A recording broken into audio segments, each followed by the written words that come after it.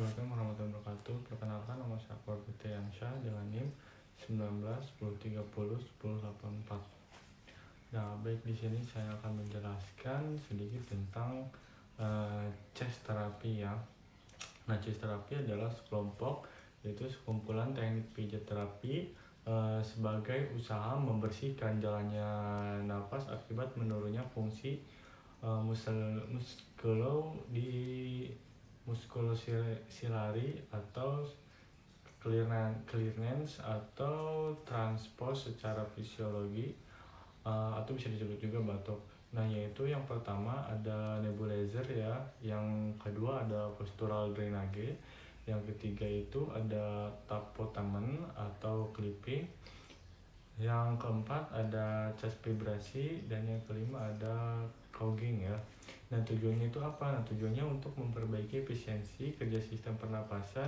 Nah, kemudian meningkatkan ekspansi rongga dada, menguatkan otot pernapasan, mengurangi sekret yang numpuk pada saluran pernapasan. Nah, indikasinya yang pertama itu produksi sekret yaitu skretum kurang dari 30 mili per hari, terus sesak napas karena retensi sekret, terus pasien juga tidak bisa batuk atau having. Nah, kontranya itu ada cerebral edema seperti trauma kepala, terus adanya luka bakar, terus ada post op kepala dan leher, akut hingga alergi obat. Nah, selanjutnya yaitu ke intervensi pada pasiennya.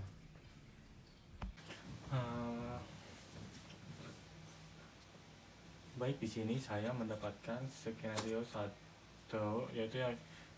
yaitu Nyonya Sinta datang ke klinik fisioterapi Universitas Aisyah Yogyakarta bersama putrinya yang berusia 2 bulan yang mengalami batuk berdahak.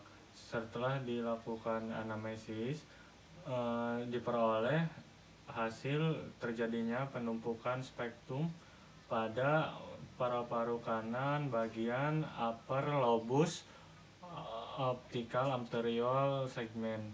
Lalu pertanyaannya adalah A. Lakukan pemeriksaan fisioterapi kepada pasien tersebut. B. Lakukan intervensi fisioterapi.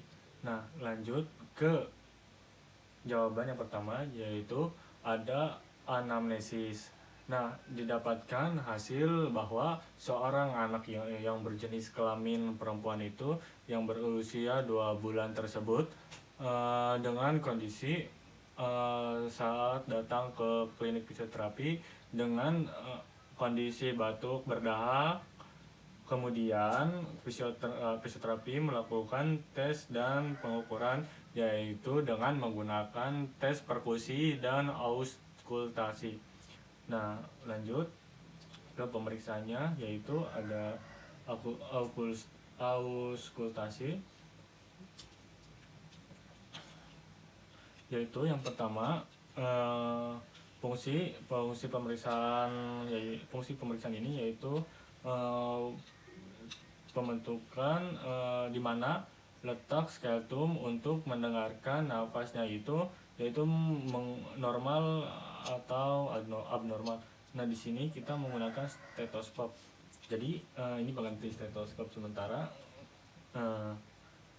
Sebaiknya menggunakan stetoskop yang asli. Baik, di sini akan memeriksa di bagian sebelah mana.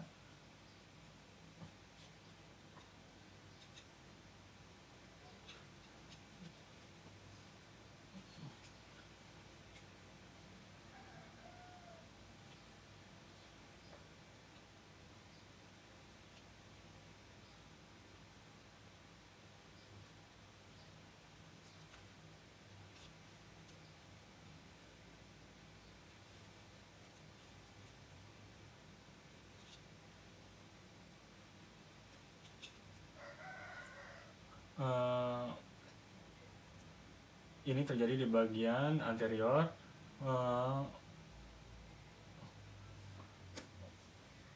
dan kemudian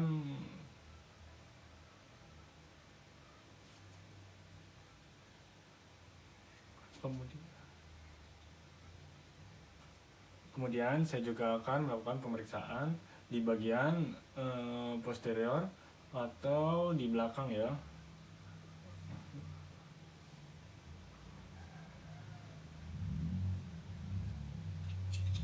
Itu menggunakan stetoskop kembali untuk pemeriksaannya.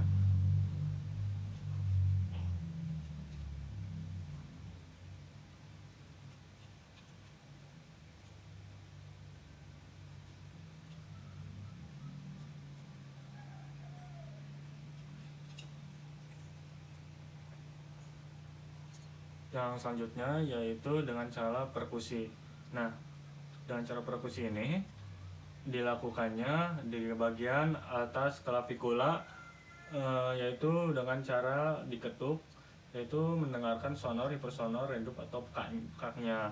Seperti dihitung seperti ini, 1, 2,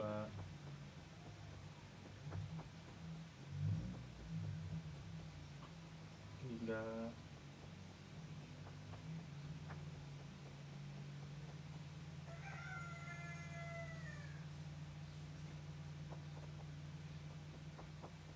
4.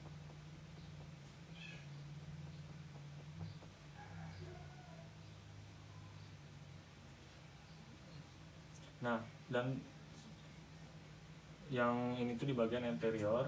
Ya udah, yang selanjutnya itu di bagian posterior. 1, 2,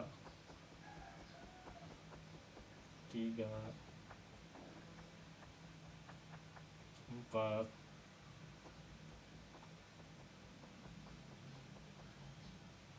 dan seterusnya. Dilakukan seperti ini.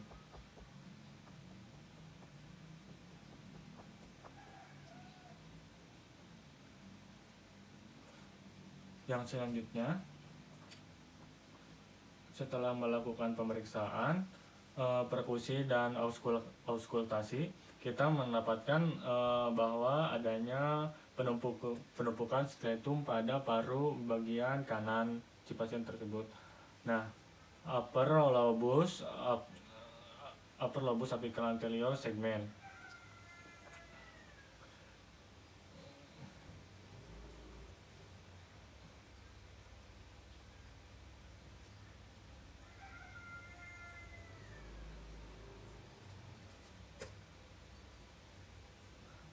Nah, sekarang kita bisa menemukan letak skletumnya, lalu kita bisa melakukan bagaimana postural drainage-nya. Nah, jadi penumpukan skletumnya itu ada di paru bagian kanan.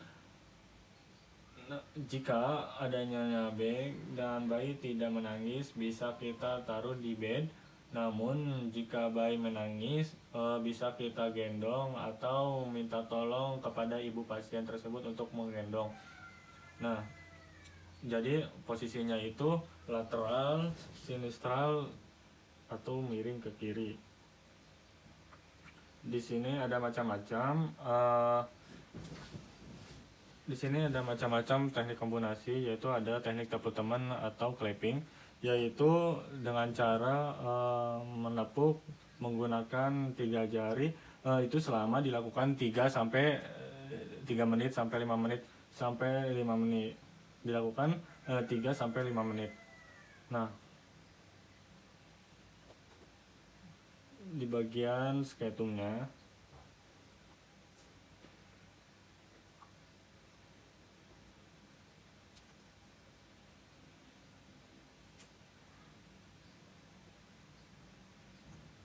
itu dilakukan selama 3 sampai 5 menit. Ya, nah, yang selanjutnya itu ada chest vibrasi atau menggetarkan. Jadi saat bayi ekspirasi, kita getarkan.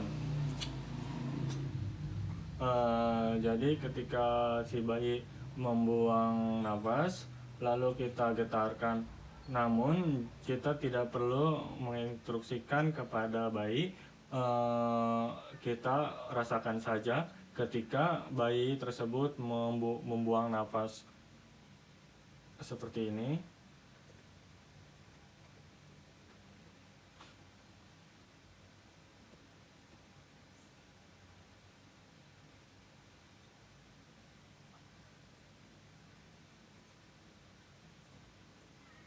Nah, yang selanjutnya ada Couging ya, atau choking. Caranya yaitu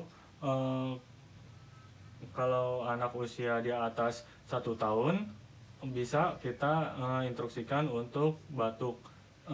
Tetapi kalau di sini kan posisinya bayi berumur 2 bulan. Nah, maka jadi kita usap-usap bagian incisurannya, incisura jugularisnya, tapi jangan ditekan.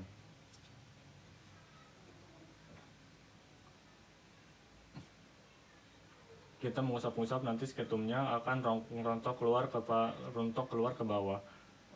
Nanti keluar bersama fesesnya.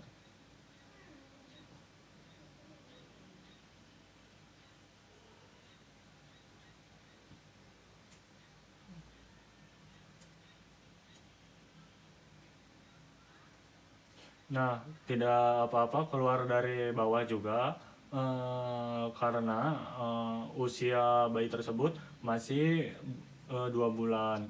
Mungkin cukup sekian dari saya, kurang lebihnya mohon maaf bila ada salah kata atau gerakan yang saya praktekkan. Assalamualaikum warahmatullahi wabarakatuh.